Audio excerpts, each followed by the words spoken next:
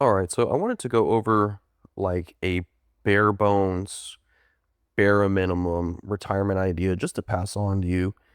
Because I know that if you've watched some of my other videos, I talk a lot about how you should save at least $2,000 a month, and I know that the economy is inflated and that can seem like a unrealistic goal to a certain extent, but if you live below your means and let's say you have like car payments and debts and you spend 5 years focused on one obtaining education or skills in order to get higher paying jobs, right? So you increase your income and then you spend 5 years as well, that same 5 years, you spend it focused on paying down your debts so you can lower your total cost of living. You can achieve those numbers, but we're going to go over an example today of why it's so important to start planning and thinking for these things, such as retirement now. And one of the things, though, too, is like I'm going to show you how you can just always have savings, right? And so we're not going to use $2,000 for the example today. What I'm going to talk about is just what you can do with just $200 a day, or sorry, not a day, but and 200 a month, right? So 2,000 a month is what ideally I believe you should be trying to save. But let's say if you just can get $200 a month, and so $200 a month breaks down to 30. Let's do 365, 200. No, here we go. 2,400. 2,400 divided by 365. $6.57 a day is what you need to save. So imagine if you can just do an extra $10 a day. I mean, that's like two DoorDashes, or sometimes one, maybe an Uber trip or two, an extra a day before you go home, right? And so, because again, the average life expectancy is where's that at?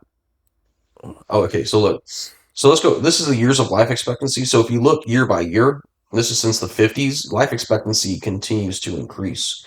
So right now, the average life expectancy is 79 years. So, by the time you're in your 40s or 50s or ready to retirement, I mean, this could go up. This could be 85, 86, right? So you need to start thinking about these things, because once you get old and your body doesn't work, you're not going to be wanting to do whatever, if you're a plumber or you're some sort of manual labor, you rely on the work of your hands, your body's going to be beat. It's going to be way more difficult for you to operate. So if this chart continues to go on this upward trend, we had this little downward here for a couple years, but then look, shot right back up, right? So we're almost at 80. So imagine it goes to 85 to 87.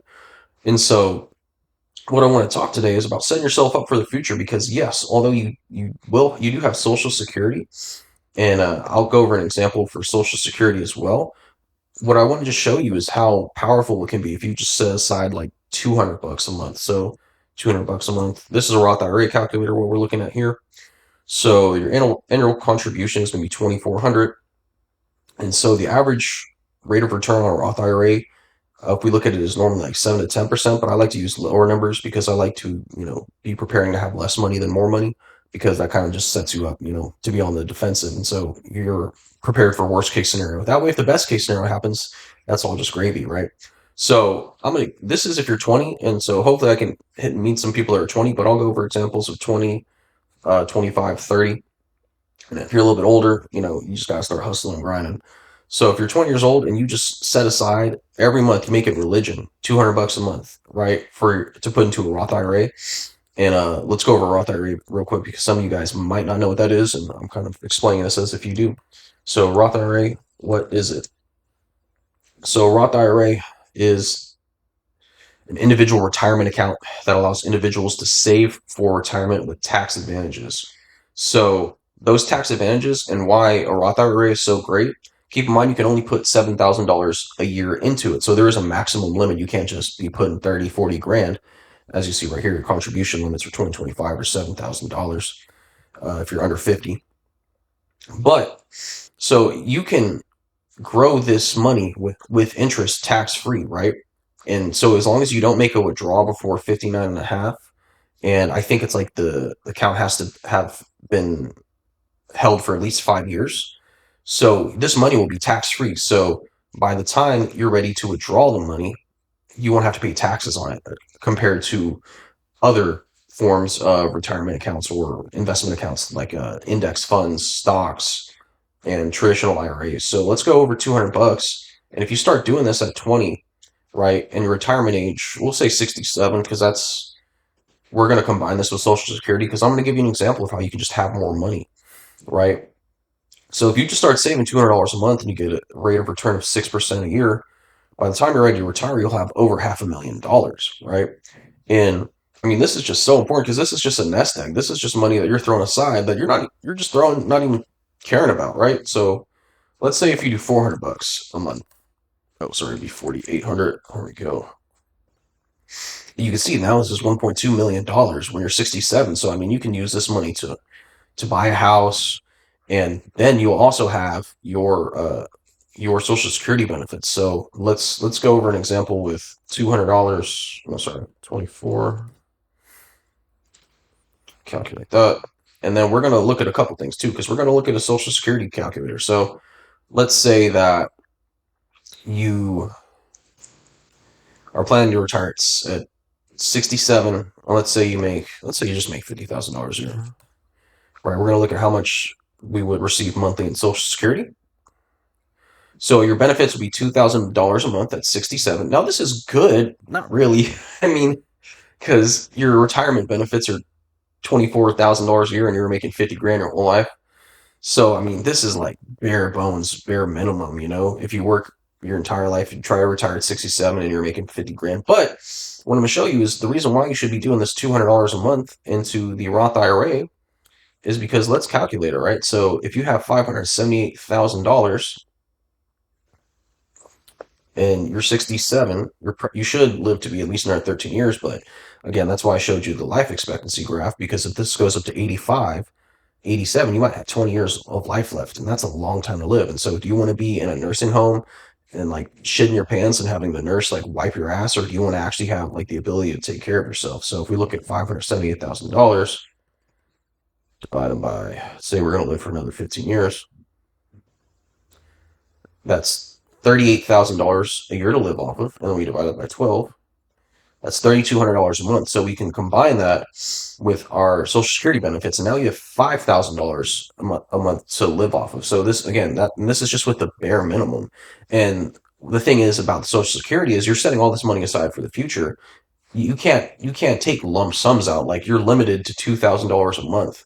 Where with the IRA, you can withdraw this entire amount tax free. So it just gives you, like, if you have like a medical emergency or anything like that, just doing a simple $200 a month is going to give you, just have so much more money just set aside for savings. And then if you have like an heir or you have children, they can inherit this money. And so let's go over, let's look at 30 and see if you do this. Or let's go at 25, see if you do this at 25. Do this at 25, you'll have $400,000. And if you do this at 30, you'll have $300,000. This is only with 200 bucks a month. Keep in mind, like, this is bare minimum. So this is just money that you're just shouldn't even care about. Just $5 to $6 a day. So $200,000 set aside if you start at 35 and you do 200 bucks. So if you're 35 and you're making good money, let's say you should try to do maybe a little bit more. Do 400 bucks a month. Yeah, cool. Now you're almost at $500,000. And so what I'm going to contrast this to, and what we're going to look at is, oh, for one, I wanted to go over, yeah. So because some people might ask, you might have the question, well, if I withdraw from an IRA, does that impact my Social Security monthly benefits? Because if you're not aware, Social Security decreases from the amount that you earn monthly. So if you have a job, every $2 you earn from your job decreases your monthly benefits $1, which is like, that's why it's so jacked up, because you're setting aside all of this money, like from taxes throughout your lifetime. And if you decide to keep working, you can't access the money that you've been putting into the system for your entire life. That's why it's like so stupid. So yeah, let's look at it. IRA income will not make you forfeit your benefits, though. So that's one of the benefits of having a Roth IRA, because you can claim it as early as 62. Your full retirement is at 67. But because IRA distributions do not count as earned income, the Social Security earnings only considers money you earn from a job. So yeah, retirement savings like the Roth IRA is not counted as income, because that's money that you've already set aside. That's basically a savings account, so they don't penalize you for IRA withdrawals, which is why which is what is the benefit of why you do this. You do 200 or 400 bucks a month, and that's at the minimum. If you can max it out, that's even better, because let's say you max out your annual withdrawals at 35, you'll have $600,000. So you can touch this money and have it on hand, or at least in a bank account, which is an IRA account, for whenever you need to withdraw it, right? And so what I'm going to kind of elaborate over this too. And so let's just think about this, right? If you're retired, hopefully you've purchased some sort of property or anything like that. In this next clip, or this next little segment, I'm going to go over, maybe it'll inspire you, and you'll start like setting some goals, because again, this is like bare minimum 200, 400 bucks a month, right? You should be trying to get at least $2,000 a month. Here's why. So if you can get $2,000 saved up a month, and let's say you max out or not max, let's say you do $500 a month and you're 35 years old. So you put that in the IRA, 500 bucks a month, you'll have $500,000 for retirement. But let's say you can figure out how to save after all your expenses $2,000 a month, so you'll have $1,500 in addition to the $500 that you're setting aside for Roth IRA. So it's 12. $18,000 a year. You're 35, keep in mind, so we're multiply this by 30. So you have $540,000 just cash sitting around, plus the $545,000. So there you have over $1 million, and you're still receiving Social Security monthly. So you're pretty much set. And so the idea that I want to kind of show you is how, if you're getting this $18,000, what you should do with it, and just give you an idea, because a lot of people my age are struggling to buy homes, and I mean, a lot of it just stems from the fact that wages aren't all that good. Median wage is like $42,000 a year, and houses are a little bit more expensive now. But I'm going to show you an example of, if you, let's say you work, like I said earlier in the video, and you spend 5 years dedicated to just paying down debts and being able to obtain this $2,000 a month in savings, and hopefully you can do more. If you can save $3,000, $4,000, have that in excess of what your required monthly expenses are, right? How doing this can set you up for success in the future. So let's say you save $18,000 a year, and that's in addition to, or this is not accounted for Roth IRA, right? That's just that 500 bucks a month we're taking out of the equation. But you can still withdraw the Roth IRA, keep that in mind. So you can withdraw this if you want to purchase a house. It'll just go out to pay taxes on it. So it'll be like 25. It's like capital gains tax, so whatever the interest you earned on, you'll have to pay taxes on. So let's look at an example. So let's say we spend 5 years saving this money up. You have $90,000. So what you probably want to do is you probably want to purchase a home at some point, because if you can pay off a house, right? Think about it. When you're getting ready to retire, you don't want to have all these. You want to be subject to rising rent prices, and you'll have to pay property tax, but property tax is really not a whole lot anyway. So let's get into, so if you have $90,000, let's kind of have an example. This is after 5 years. So you have $90,000. Keep in mind, rent prices may increase on this, but I found a nice little condo for us. So maybe you have a family, you might need a little bit more space in this, but at the very least, you can kind of see, you can start looking at buying properties. And if you put 90 grand down, obviously maybe not all the cash, maybe put half of this, but you can start exploring how to purchase properties, right? So if you put 45 grand down on this, and I researched these neighborhoods. These are nice looking homes, and the neighborhoods are not all bad. So if we look at 77066, all these zip codes were neighborhoods I lived for. So it's this one's a little bit higher average. I think this was not that zip code. Let me see.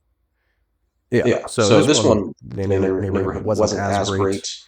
It said it was slightly higher average crime on that one. So if we look at this house, 77066, though, this one is average. So this is just like a standard, United States neighborhood. This isn't like, it's not like an upscale posh, freaking upscale neighborhood where it's like, I'm trying to think of examples that you might know, because this is in Houston, Texas. So I don't really know the rest of the country where it's like super safe, But anyway, like you can survive in this. Again, this is just like a neighborhood. You could look at the outside of it.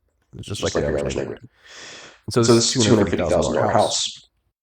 So we're going to look at what your monthly payment breakdown would be if you were just like a single person and you did this. I mean, if you have a spouse and you guys can both commit to this, I mean, just imagine this is just gonna divide everything by two for you. So, if you put down $50,000 as a single person, if you have a spouse, just imagine this divided by two. So, your mortgage is going to be 1,500 bucks a month. So you're more than likely already paying that in. Oh, and this is cool because this includes the insurance and the property tax breakdown as well.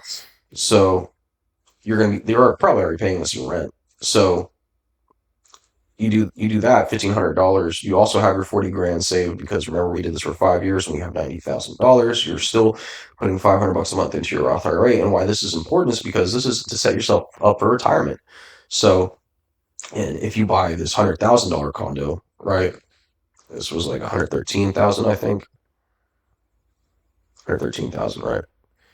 1, 2, 3. And we're gonna do 50 grand down on that. Your payment's only going to be 659. And so this is important because this money is going towards you, like actually owning the property. I don't know why the property tax is so high on that. It should be less because it's based on the value of the house.